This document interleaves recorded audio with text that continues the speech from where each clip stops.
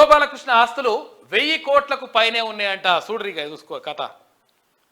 వాడి ఆస్తులు 1000 కోట్లకు పైన ఉన్నాయంట. తెలంగాణ ఏపీలో 214 ఎకరాల సాగు భూములు ఉన్నాయంట. 29 ఫ్లాట్లు, 7 ఫ్లాట్లు, ఇవి ఫ్లాట్లు, అవి ఫ్లాట్లు. ఇక ఓ ఖరీదైన విల్లా బంధుమిత్రుల పేర్లతో కొనుగోలు, మరో 3 బినామీల అరెస్టుకు రంగం సిద్ధం చేస్తూ ఉందంట. ముగిసిన శివబాలకృష్ణ కస్టడీ, సోదరుడి రిమాండ్ చేసిందంట.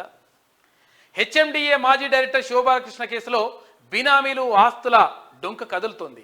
ఆయన తన బంధుమిత్రులను బినామీగా పెట్టి తెలుగు రాష్ట్రాల్లో 214 ఎకరాల వ్యవసాయ భూములను కూడబెట్టినట్లు ఏసీబీ నిగ్గు తేల్చింది. శివబాలకృష్ణ కీలక బినామీ అయిన అతని సోదరుడిని అరెస్టు చేసిన ఏసీబీ మరికొందరు బినామీల ఆస్తులపైన కూడా ఆరాధిస్తుందంట. 1000 కోట్లు సంపాదించిండట వీడు. 1000 కోట్లు సంపాదించడానికి కారణం ఎవరు?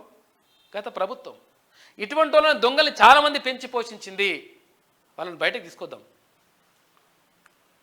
లేకపోతే ఇంకా మంచి చేసినాం, అట్లా చేసినాం, ఇట్లా చేసినాం అని డైలాగ్ చెప్తాను మళ్ళీ కాక.